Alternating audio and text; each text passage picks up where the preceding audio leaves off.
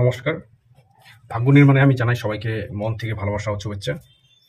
তো আজকে আমি ভিডিওতে আসার উদ্দেশ্য একটাই, যে আমি যেন আপনাদেরকে প্রত্যেকটি আমার মায়াং থেকে প্রাপ্ত হওয়া, গুরুদেব থেকে প্রাপ্ত হওয়া সাধনার কিছু উপায়, আর বেসিক্যালি আমি সর্বদা মা কালীর উপরেই আমি সাধনা করি।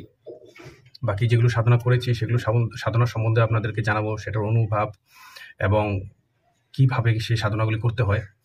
তো বর্তমান অ্যাকচুয়াল মুখের সামনে এরকম বলতে হয় না আমি অ্যাকচুয়াল কী করতেছি বর্তমান, এবং তো তবুও এই ভিডিওর মাধ্যমে আজকাল আপনাদেরকে জানানো উচিত, লাইভ জানানো উচিত, যেন আপনারাও সেই সাধনার পথে আগাতে পারেন এবং আপনাদেরও মনের কামনা বাসনা পূর্ণ করতে পারেন। তো অ্যাকচুয়ালি বর্তমান আমি যখন এই ভিডিওটা দিচ্ছি দিনের বেলা, বর্তমান আমি ঠাকুর পূজা দিতে আসছি, তো আমি ভিডিওটা তৈরি করলাম। তো বাকি যেগুলো আমি ভিডিও দিব সেগুলো ভিডিও একমাত্র আমি রাত্রে দেব। তো রাত্রিবেলা সাধনার যেটা পদ্ধতি কিভাবে অ্যাকচুয়াল করতে হয় লাইভ, সেটা আমি আপনাদেরকে দেখাবো। প্রত্যেকটি জিনিস হয়তো দেখাতে পারবো না, যেগুলো আমার গোপন তথ্য সেগুলো আমি দেখাতে পারবো না, তবে আপনাদেরকে যেভাবে আমি জানকারি দিব তো আপনি অনেকটা বুঝে ফেলতে পারবেন। তো যাই হোক, তো আজকের থেকে আপনারা প্রত্যেক দিনের ভিডিও আপনারা পাবেন, কিভাবে পূজা করা হয় এবং সেটার অনুভব, যে প্রকৃতির যে শক্তি, পজিটিভ নেগেটিভ যেটা শক্তি, এক এক করে দেখাবো, যে প্রত্যেকটি নিয়ম কিভাবে করতে হয়, প্রত্যেকটি পূজার নিয়ম, এমনকি প্রদীপে সলতা দেওয়া বা বাকি প্রত্যেকটা জিনিস, মূর্তি থাকলে কি হয়, মূর্তি না থাকলে কি হয়। বর্তমানে আপনি দেখতে পাচ্ছেন আমার এখানে মন্দিরে সব কিছু আমি দেখাচ্ছি আমি একটা করে। তো একসময় আমার কোনো কিছুই ছিল না, তো আজকে আমার যা কিছু সব মায়ের দান। তো এমনকি আমি খুব কষ্ট করে আমি পুজো করতাম, সাধনা করতাম, কোনো এক জায়গাতে কাপড় টানিয়ে, খুব কষ্ট হতো। তো ধীরে ধীরে বিল্ডিং করে ফেললাম, মায়ের মন্দির স্থাপন করলাম। তো মায়ের মন্দির করার পরেও আমি 1-2 বছর অনেক কষ্টভাবে মায়ের পুজো করতাম, আর পরে টাইলস লাগানো হয়েছে, সব মায়ের কৃপায়। তো যাই হোক, একসময় কিছু ছিল না, তো মায়ের কৃপায় আজকে যতটুকু আছে মায়ের কৃপায়। তো আমি এই সাধনাটার ব্যাপারে আমি বলছি, যে একবার যদি সাধনাতে কেউ কোনো কিছু প্রাপ্ত করে নেয়, সেটা সেখানে সম্পূর্ণ হয়ে যায় না। যেরকম কোনো দা বা ছুরি একবার যদি ধার দেওয়া হয়, সেটাকে কাটতে কাটতে আবার ধারটি কিন্তু চলে যায়, সেই ধারটাকে আবার পুনরায় দিতে হয়। তো তেমনই, তো প্রত্যেকটি নেগেটিভ পজিটিভ এনার্জি একবার চলে আসার পরেও তার উপরে কিছু না কিছু করতে হয়, ঠিক আছে।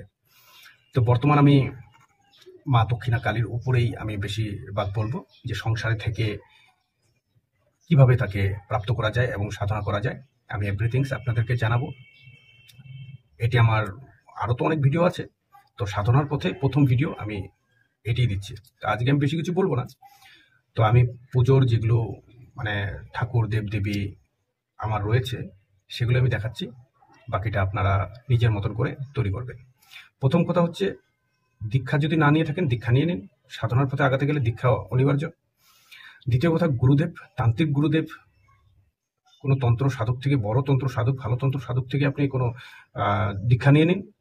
আর যদি দীক্ষা না নিতে পারেন, তবে যে কোনো কাউকে, মহাদেব বা বাবা ভোলেনাথ বা যে কোনো দেবদেবীকে আপনারা গুরুদেব হিসাবে বানাতে পারেন, ঠিক আছে। তার ফটো সামনে লাগিয়ে তাকে গুরুদেব স্মরণ করে আপনি করতে পারেন।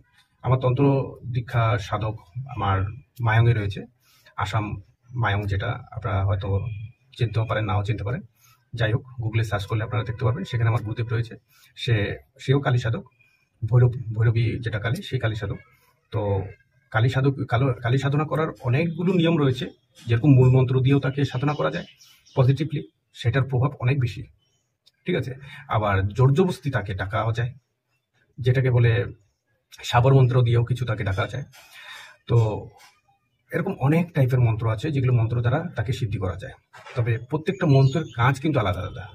তুমি এখন কি রূপে চাইতেছ, অনেকে আছে সাধনা করতেই ভয় পায়, রাত হলে পরে, দিনের বেলা বলে যে আমি সাধনা করবো, রাত হলে পরে কিছুদিন পরে করবো, এমন এসে যায়। কিন্তু আমি বলি, প্রত্যেকটা মানুষের জীবনে একবার হলেও সাধনা করা উচিত। কারণ সাধনার মানুষ ভাবে যে কে দেব দেবী ঠাকুর এগুলো নিয়েই থাকে সারাদিন, অনেকে আছে। তো এটার মধ্যে যে একটা মোক্ষ পাওয়ার লোভ, কি যে একটা আনন্দ, সেটা কিন্তু অনেকে বোঝে না। কারণ কি, মানুষের সাথে সমালোচনা, কে কি করলো, কে কি খেলো, কে কত টাকা রোজগার করলো, এইসব নিয়েই শুধু চিন্তা থাকে। আমার হাতে 10 টাকার থেকে আরম্ভ করে 10 লাখ টাকাও যদি পর্যন্ত আছে, আমি কখনো নিজের হাতে নেই, আমি নিজের হাতে রাখি না, আমার গিন্নিকে দিয়ে দিই, যেন এটার প্রতি আমার কোনোদিন লোভই না আসে। তো যাই হোক, লোভ জিনিসটা আলাদা, টাকার জন্য যে মানুষে কিছু করবে না সেটাও আলাদা।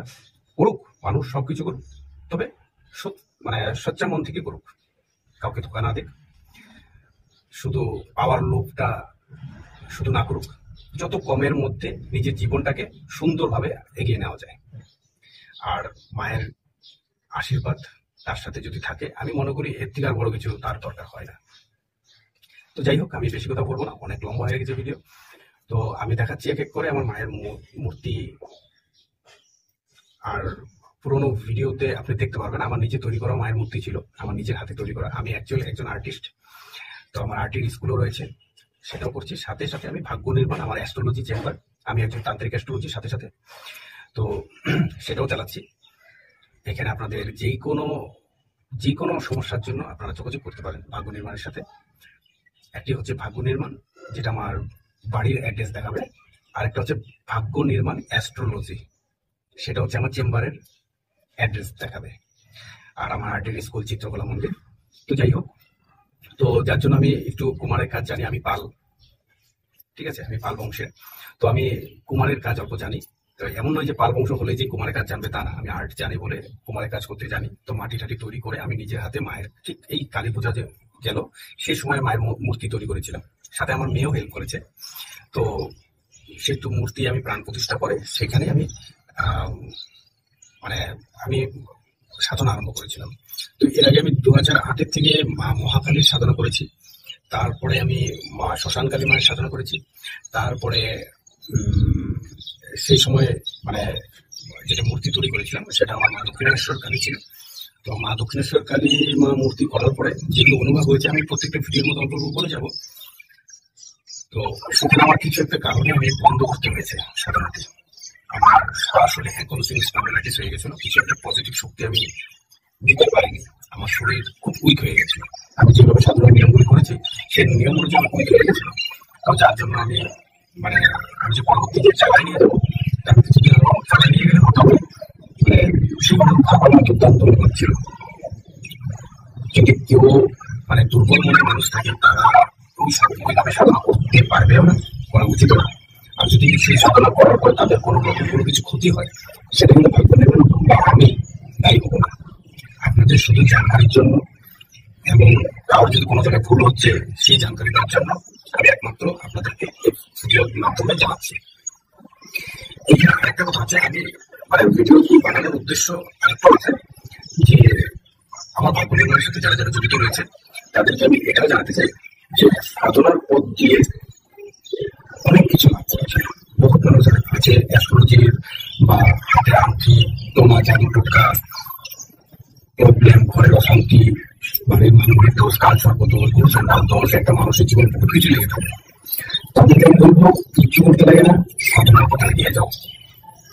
আমি একদম নর্মাল মানুষ, আমাকে দিনের বেলা আমি যখন এই নর্মাল ভাবে চলাফেরা করি মায়ের পূজার সময় পোশাক ধারণ করি। তো এই পোশাক ধারণ করার উদ্দেশ্য অনেক কিছু, যেমন মেয়ের সাথে লাল রঙের বর্ণ, দ্বিতীয়ত মনতেই চলে আসে যে মায়ের পোশাক নতুন মায়ের জন্য আছে। এই সেটা বোঝা যায় কি কাজ করছি। তো যখন মায়ের সাথে যারা থাকে তারা কিন্তু চলে আসে সেটা 3 দিনের মধ্যে তো ঠিক আছে। আর আমার ভিডিও আরেকটা বলেছিলাম যে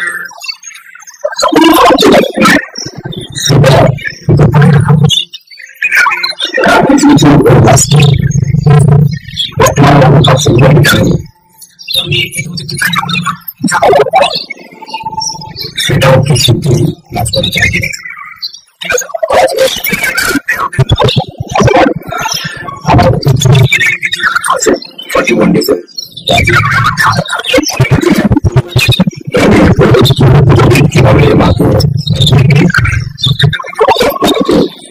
সাথে আমি শেয়ার করবো, সাধনা করতে এটা হচ্ছে পার্ট 1 ভিডিও। তাহলে এই ভিডিওটা অবশ্যই দেখতে তাহলে দেখাচ্ছি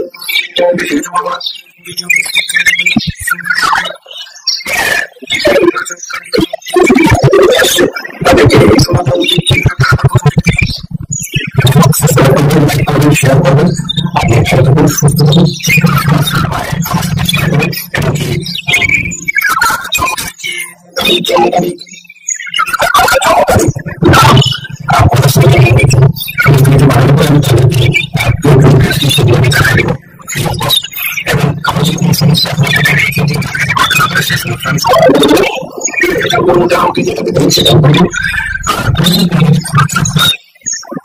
সেটাই জানিয়ে আপনাদেরকে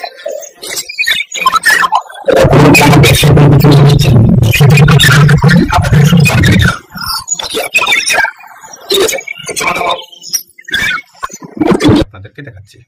এ হচ্ছে আমার মা কালী, এই হচ্ছে মায়ের যন্ত্র পিছনে দেখতে পাচ্ছেন, আর এটা হচ্ছে ঘট বসানো হয়েছে এখানে। এখানে রয়েছে আমি ঠাকুর শ্রী শ্রী রামকৃষ্ণ পরমহংসদেবের আমি মানে দীক্ষিত, আমার গুরুদেব এখানে রয়েছে। এখানে রয়েছে বজরংবলী, কুবের মহারাজ, লক্ষ্মীনারায়ণ এবং গোপাল, সাথে সরস্বতী। এই পাশে রয়েছে দেবাদিদেব মহাদেবের শিবলিঙ্গ এবং এখানে রয়েছে মায়ের বসার আসন। তো যাই হোক, আমি বাকি ভিডিও আপনাদেরকে প্রত্যেকদিন আপনাদেরকে দিয়ে থাকবো, আপনি সেখান থেকে দেখে অনেক কিছু আয়ত্ত করতে পারবেন। ধন্যবাদ। সাবস্ক্রাইব করবেন, লাইক করবেন, শেয়ার করবেন অবশ্যই।